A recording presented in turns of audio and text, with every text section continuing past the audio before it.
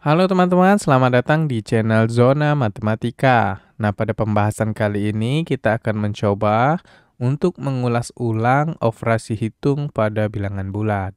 Nah, sebelumnya kita sudah mempelajari bagaimana operasi hitung pada bilangan bulat itu sendiri. Nah, pada pertemuan kali ini kita akan mencoba untuk menjawab bentuk soal yang mana ini operasi hitung pada bilangan bulat. Bentuk contoh soalnya seperti ini ya, ada 6 bentuk contoh soal. Yang mana di contoh soal ini terdapat penjumlahan, pengurangan, perkalian, pembagian, perkalian dan pembagian, dan juga penjumlahan, perkalian, dan pembagian ya. Bagaimana cara kita menyelesaikannya. Ini sebelumnya sudah kita bahas ya, tinggal kita mengingat kembali. Langsung saja kita coba untuk menjawab contoh soal yang pertama atau yang poin A. Yang mana untuk contoh soal poin A ini adalah negatif 6 ditambah positif 8. Ini adalah bentuk penjumlahan negatif dan positif. Nah, yang perlu kita ingat untuk bentuk penjumlahan bilangan negatif dan positif, ini jawabannya kita ingat angka yang paling tinggi ya, atau angka yang paling besar. Kita bandingkan 6 dan 8. Angka yang paling besar adalah 8. Nah, karena 8 ini adalah positif, maka jawabannya pasti positif. Kemudian kita cari selisihnya. 8 dikurang 6. Ya, angka yang lebih besar dikurangkan dengan angka yang lebih kecil. Maka 8 dikurang 6 hasilnya adalah 2. Jawabannya adalah positif 2. Jadi seperti itu ya untuk menjawab contoh soal yang pertama ini atau yang poin A. Masih ingat ya? Kemudian kita coba lanjut untuk contoh soal yang poin B. 7 dikurang negatif 3. 7 dikurang negatif 3. Nah, untuk bentuk pengurangan, teman-teman ingat ya, pengurangan itu adalah penjumlahan dengan lawan bilangan pengurangnya. Jadi kita tuliskan ulang saja. 7-nya tetap, pengurangan kita rubah menjadi penjumlahan. Ya. Jadi pengurangan adalah penjumlahan dengan lawan bilang pengurangnya. Bilangan pengurangnya adalah negatif 3. Jadi berubah menjadi positif 3. Negatif 3 berubah menjadi positif 3 ya. Menjadi lawan bilangan pengurangnya. Nah, setelah seperti ini, tinggal kita jumlahkan. 7 ditambah 3 hasilnya adalah 10. Jadi seperti itu ya. Jadi mudah ya, masih kita bisa ingatkan kembali. Nah, kemudian untuk contoh soal yang poin C. Poin C ini adalah negatif 5 dikali positif 8.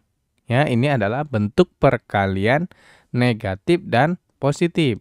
Nah, untuk bentuk perkalian, apabila dia negatif ketemu negatif, hasilnya adalah positif. Positif ketemu positif, hasilnya tetap positif.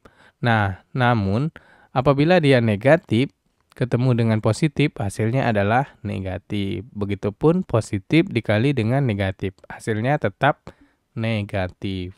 Nah, di sini untuk negatif dikali positif, hasilnya adalah negatif. Ya, kita tuliskan negatif, kemudian tinggal kita kalikan. 5 dikali 8 hasilnya adalah 40. Jadi kita tuliskan negatif 40 ya. Jadi dapat ya untuk jawaban dari poin C ini. Kemudian kita lanjutkan untuk poin D. Poin D ini adalah pembagian bilangan negatif dengan negatif. Negatif 40 dibagi dengan negatif 5.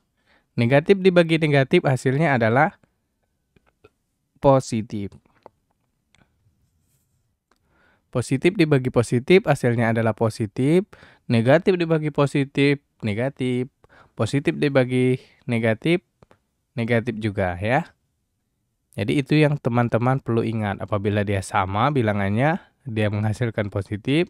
Berbeda dia menghasilkan negatif. Ya, jadi seperti itu aja.